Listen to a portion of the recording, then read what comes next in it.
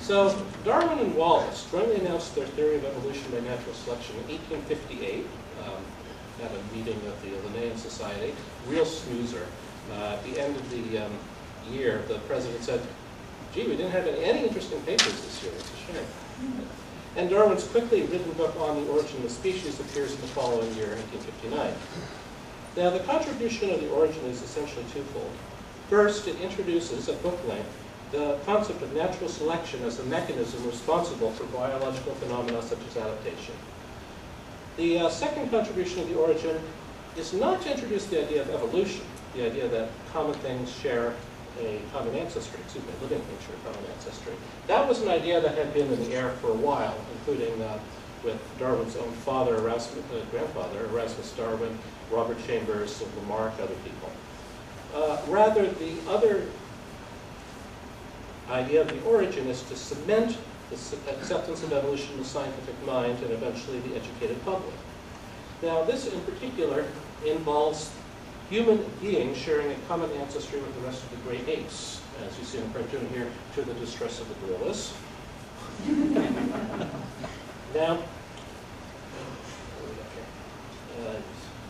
Now, among the scientific community, the idea of evolution, the common ancestry of living things, had already been in the air and was quickly accepted. Darwin had done perhaps more than anyone previously to assemble the data for common descent from diverse fields. There you are. And among primates, if you want to zoom in, there you go. And this sort of inference in Darwin's day was increasingly well confirmed by the paleontological record. For example,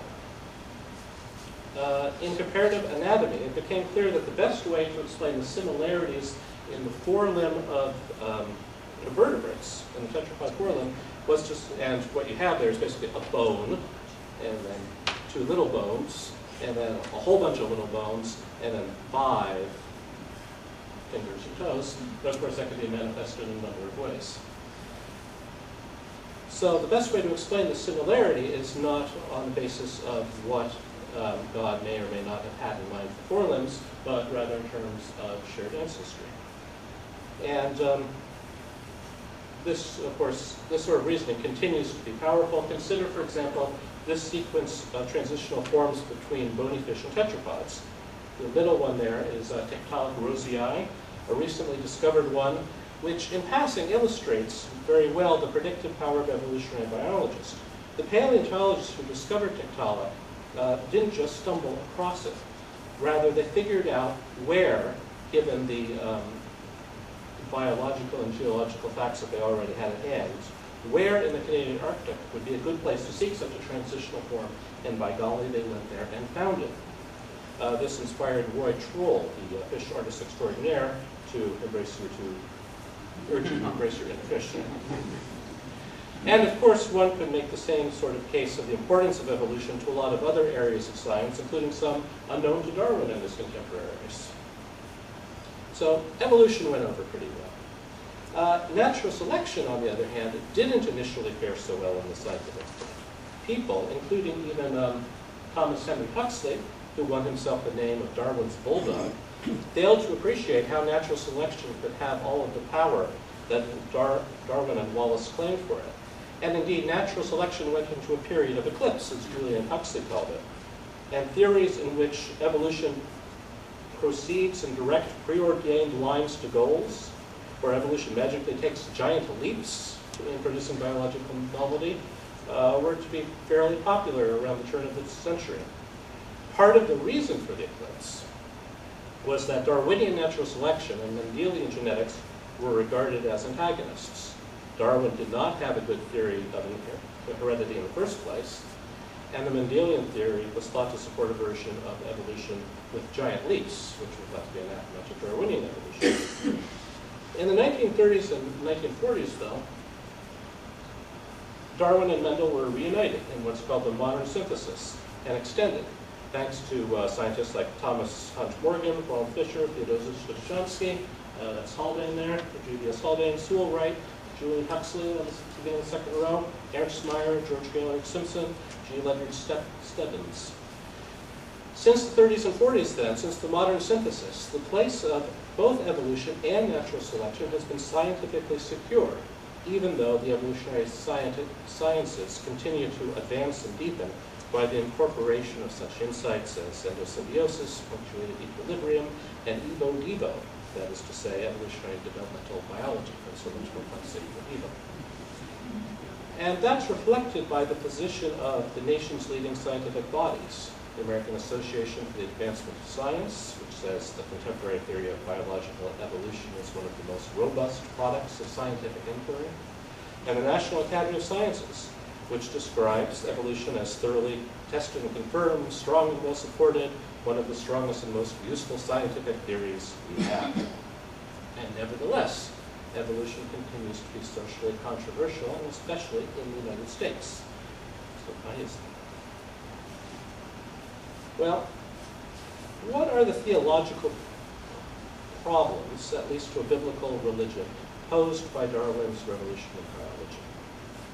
There are at least four, which four I'll mention, two corresponding to evolution in the sense of common descent, and two corresponding to natural selection. So let's begin with evolution. If all of life is related genealogically, if every living thing is essentially a more or less distant cousin of every other living thing, since they share a common ancestor, then there's a conflict with the creation accounts of Genesis, in which different living things are created separately, in separate and distinct creative acts of God. This is Raphael's version, which is come up to. Moreover, there's a further and perhaps more urgent conflict with the creation story of Genesis, in which human beings are not only created separately from every other creature, but are on their own day even, but are also created in the image of God, and thus have something in common with God that no other creature has.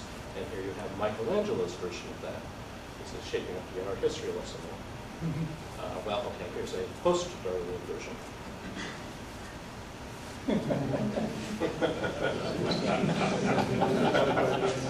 Now, Michelangelo's is somewhat better dressed.